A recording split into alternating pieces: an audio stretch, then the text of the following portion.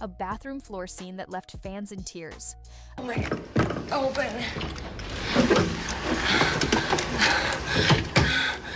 No. A prison pickup that escalated into a full-on knockout. I'll knock your pussy ass out. Okay. Here. Oh! Hey! Yeah, good night. Some Love After Lockup scenes still haunt fans long after the credits roll. They stick in our minds, and they're not going anywhere. When love collides with addiction, darkness follows. One unforgettable moment showed James Christia finding Subanita unconscious on a bathroom floor from a drug overdose. A heartbreaking scene that changed everything. Hello? Allah? James. Allah, sweetheart, you in there? It was the kind of moment that left fans speechless. Just minutes earlier, hope was in the air. James believed Allah could rebuild her life, stay clean, and focus on her future. But everything changed when he opened the bathroom door to find her collapsed and unresponsive. It was raw, terrifying reality TV, a brutal reminder of addiction's power. James had stood by her, believing love could heal, but that moment shattered everything. Oh my God. Open. No. What's wrong? His voice trembled as he called 911, struggling to stay calm while the woman he loved fought for her life. Panic consumed him. It wasn't just a relapse, it was a full-blown emergency.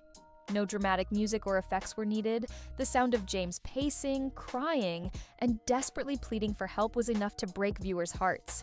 It felt painfully real, because it was. On the ground. Oh, you're freaking me out. What's wrong? I don't know what to think. This scene lingers in fans' minds because it shows that love alone can't fix addiction. James did everything, emotionally, financially, spiritually, but addiction doesn't care about love. Allah's overdose was more than a turning point. It was a wake-up call about how dangerous and unpredictable addiction can be. I realized it's a relapse. Do you want to call an ambulance? It was pretty scary to see the woman that you love in pain in front of you, and you're helpless. There's nothing that you can do about it. One Reddit user said, "This is why it's not a good idea to get into a relationship with someone in active addiction. They tend to pull you down with them." Sadly, that's exactly what happened. It wasn't just Allah who suffered. James was left traumatized, helpless, and completely broken. This wasn't just reality TV, it was real life with real consequences. Meanwhile, one phone number, one angry girlfriend, and 24 hours of freedom almost went up in smoke. The Love After Lockup scene with Derek and Monique might be one of the most intense first 24 hours out moments ever. Derek, fresh out of prison, is finally free, smiling, walking, and soaking in every bit of city life like a man reborn. The excitement is genuine, the freedom intoxicating. But just as quickly as it rises, it all flips. Let me have a good night. I need you to You need me to what? make me happy, like, I am. so wake up. He runs into someone from his old neighborhood, just a casual "what's up" and handshake. But then Derek hands him his phone number, shifting the whole tone. You know, I got out yesterday. Stop it. Facts. I'm talking about, it's my first 24 hours out. I've been gone a long time, man. You gotta show me around. I want to stay out the night, though, because my girl, she getting sleepy. She's shocked and furious. Derek hasn't even shared his number with his family, yet he gives it to someone who could pull him back into the toxic world that landed him in prison. Monique confronts him on the spot. He shrugs, claiming he was just being polite, but she's not having it, and even admits to deleting the guy's number from his phone. What made you feel so comfortable to give him your number? You haven't even gave your family your number. Just to be cordial, that's all. Just to be cordial. That's a homie from the neighborhood. He ain't on nothing. Is he a bad influence? No. She understands what's at stake and how quickly things can spiral. That's why she admits to deleting the man's number from Derek's phone. Not to be controlling, but out of fear that one wrong move or call could send him back to where he started. Nothing. You deleted the number? Which is why I deleted the guy's phone number, because he doesn't need to be interacting with people from his past. What's wrong? He just got out of prison. He needs to be down a straight path. This wasn't just about a phone number, it was about protecting Derrick from old habits, friends, and a future that could vanish in one bad decision. It highlighted the constant struggle between freedom and temptation that couples face after lockup. Meanwhile, one of the most jaw-dropping dynamics in Love After Lockup was between Lizzie and Scott. She turned prison pen pal letters into a $90,000 shopping spree, and Scott kept paying. Their relationship was a masterclass in denial, red flags, and financial chaos. While Scott believed in love, every word and promise from Lizzie seemed to come with a price tag. So perfect. I decided to have a beautiful picnic on the beach with Scott. And Scott decides to propose to me on the beach. I got this for you months ago. I got that for Valentine's. Lizzie was in prison, and Scott was funding her lifestyle to the tune of nearly $90,000. He sent money constantly for snacks, makeup, clothes, and whatever she wanted. The wildest part, they hadn't even met in person. Their relationship existed only through letters, calls, and blind hope. But for Scott, it was very real.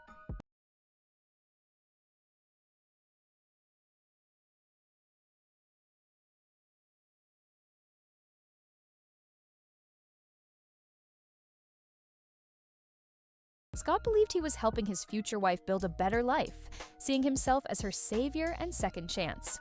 But when Lizzie got out, it became clear she wasn't motivated by love. She openly admitted to scamming men before, refused intimacy, made endless demands, and acted more like a high-maintenance customer than a partner.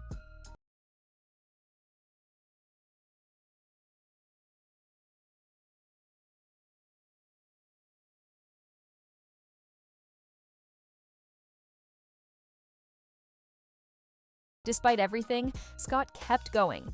Even as his money ran out and debt piled up, he continued sacrificing, putting his own life on hold financially and emotionally for a woman more invested in shopping than building a future.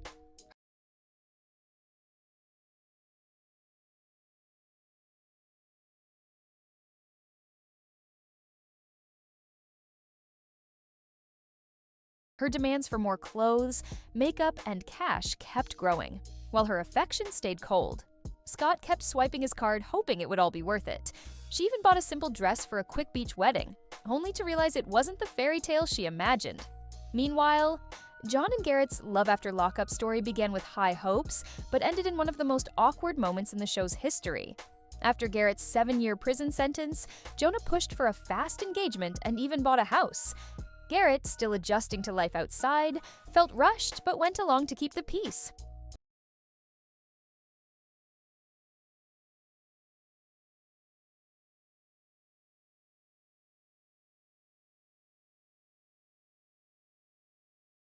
As the ceremony approaches, Jonah panics. The rushed elopement, simple dress, and forced smiles clash with the dream wedding she imagined. In that moment, she realizes she's not ready, and maybe Garrett isn't the one. So she backs out.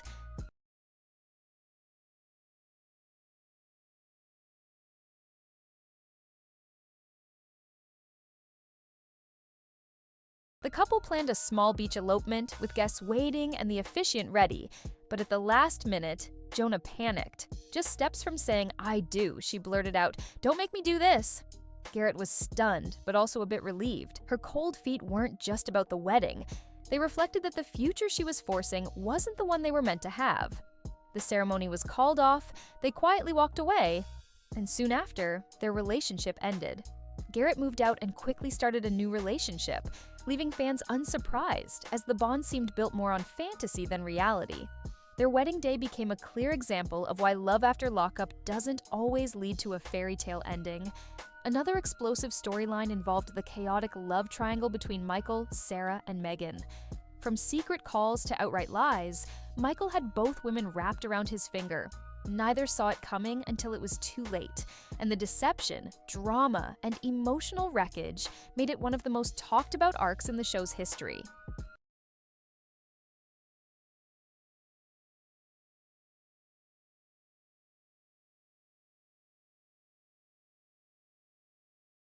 Michael was married to Sarah and had kids with her. While Sarah stayed home raising their children and hoping for a fresh start, Michael was living a double life.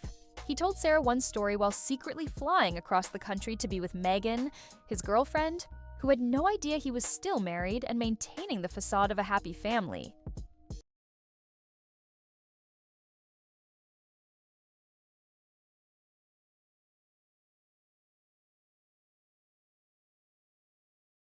Megan genuinely believed she was Michael's one and only, even saving herself for him, thinking their relationship was special. But behind the scenes, Michael fed her the same sweet lines he gave Sarah, effortlessly juggling his web of lies.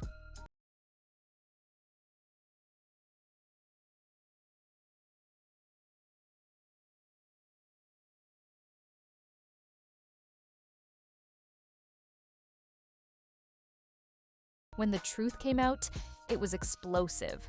Sarah confronted him about the lies. Megan discovered she wasn't the only one, and Michael showed little remorse, mumbling excuses while continuing to do as he pleased.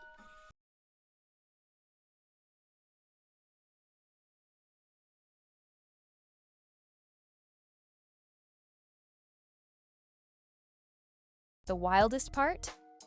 Viewers were floored that he could manipulate two smart women like a violin and walk around like nothing happened. I even got some insight from Michael's PO.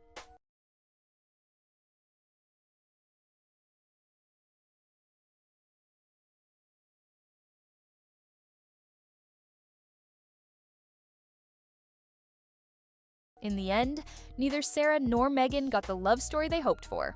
Both walked away hurt, embarrassed, and betrayed, as Michael showed just how easily people who believe in love can be manipulated, making this triangle one of the messiest in Love After Lockup history. Meanwhile, Kevin faced chaos when he went to pick up his girlfriend Tiffany from prison, only to see another man's car already there. Tiffany had called Curtis instead, and Kevin, confident and waiting like a leading man, saw his ego crash as Curtis stepped out, revealing she'd secretly stayed in touch with someone else.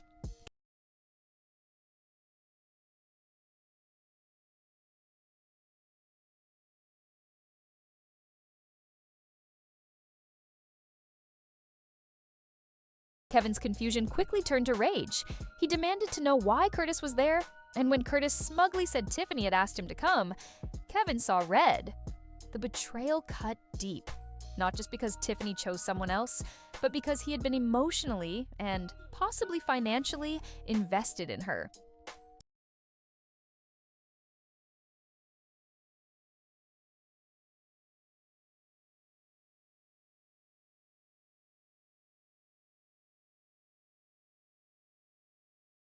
Then it happened. Kevin swung first, landing a clean punch. Curtis went down like a sack of potatoes. No struggle, no shouting, just a cold knockout that left both producers and fans in shock.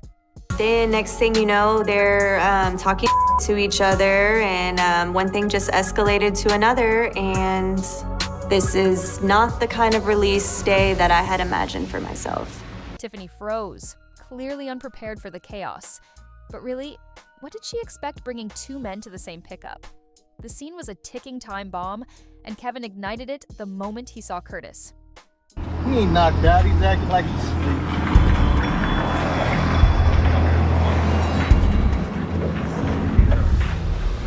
I'm done with Tiffany. I decided to just go and take it back to the house and say both of them. Kevin knocking out Curtis wasn't just about jealousy. It was pride, shock, and the sheer disrespect he felt from Tiffany. He felt played, blindsided, and humiliated on camera. Fans were glued to the screen as one of the most unforgettable pickup day moments in Love After Lockup unfolded. Chaos, betrayal, and one unforgettable uppercut. Come on, you can do this. Stand up. Over here. Right here. Right here.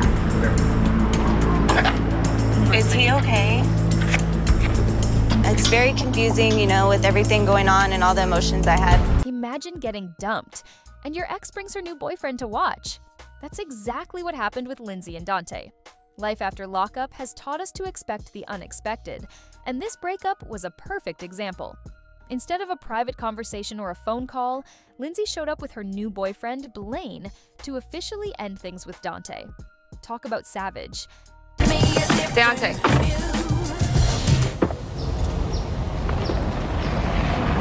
What's up? Listen. Hold on, give me a minute. Dante had been holding on to hope despite the signs, distance, and poor communication. Emotionally invested, he truly believed he and Lindsay could make it work, and was completely blindsided when she showed up with Blaine riding shotgun. Me and Blaine have just been friends for so long. I never thought this would be a possibility. I really didn't. I don't want to add on this like really negative, bad way. I'm sorry that you got hurt in this. I'm sorry that I hurt you. From the moment they stepped out of the car, it was clear this wouldn't be a peaceful conversation. Lindsay came ready to cut ties and brought backup. Dante's face said it all: hurt, betrayal, and embarrassment. He had no idea she'd officially moved on, and learning it in person while staring at the guy who replaced him was brutal. Blaine makes me happy. You didn't even give me a chance to make you happy, Lindsay. Like, be straight up. Like, be honest. When did you start messing with him? Like, has this been going on all along? Lindsay didn't sugarcoat it. She told Dante straight up that she was with Blaine now and saw no future with him. Blaine stood nearby, arms crossed, silent but very present, like rubbing salt in the wound. Take this. It's too much. Hold on to it. No, no. Dante. No, hold on to it. This. Listen, I want you to have something for me that's gonna actually help you in your future. It's brand new, just keep it. To his credit, Dante stayed relatively calm. He didn't explode, but his pain was obvious. After investing so much time, money, and trust in Lindsay, it ended with a public breakup in front of her brand new boyfriend. Well, feel better? Got that off your chest? Yeah. I'm glad it didn't end on last night. So y'all officially done. It's over with. We're out. Yeah. Some viewers were furious with Lindsay for how she handled it, while others argued Dante ignored the red flags for too long. Either way, the scene was awkward, intense, and unforgettable. For you to walk in it.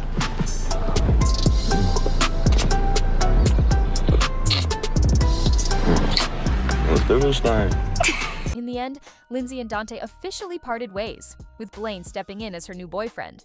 It was messy, painful, and classic Life After Lockup drama. Meanwhile, Dante can't quit Nicole. Despite how many times she's walked over him and how many warnings he's received, he still can't let go. In one of the most jaw-dropping twists, he's actually considering attending her wedding to another man. Say what? Like, evidently. Did I just hear that correctly? That makes no sense. And you just told me you were over her, so. How the you over her if you gonna go to her wedding? He says he wants to support her and be mature, but underneath it all is pain and denial. Nicole has manipulated, ghosted, and used him before, and now she's moved on quickly, leaving Dante in emotional limbo. You can see him torn between self-respect and the desire for one final moment with her. It's best for me to move on. Hey, you want a beer, bro? Yeah. Other voice in my head is like, it seems like she got herself into a situation and... Even his mom can't hold back, telling him he's setting himself up for more heartbreak. But Dante insists it's not about love. The truth? He still has feelings, and this wedding is just reopening old wounds. This was nothing but a scheme to get money. You need to see this for what it is. They went on that website to find a sucker. What makes it worse is Nicole's casual attitude. She doesn't seem to understand, or maybe doesn't care, how much she's hurt him. Watching Dante try to convince himself that attending her wedding is a good idea is painful to witness. Mom feel better. She just doesn't know it yet. I've been married 3 times. It's my day. I'm gonna remember it forever.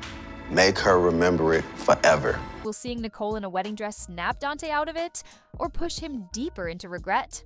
One thing's certain, this is peak Life After Lockup drama, and his heartbreak is playing out right before our eyes. Grab the popcorn. This is going to be messy. From brutal betrayals to shocking knockouts, these moments show why we can't look away. Heartbreak, hope, or pure chaos. The show delivers every time. For more jaw-dropping drama, like, share, and subscribe for all the latest Life After Lockup moments.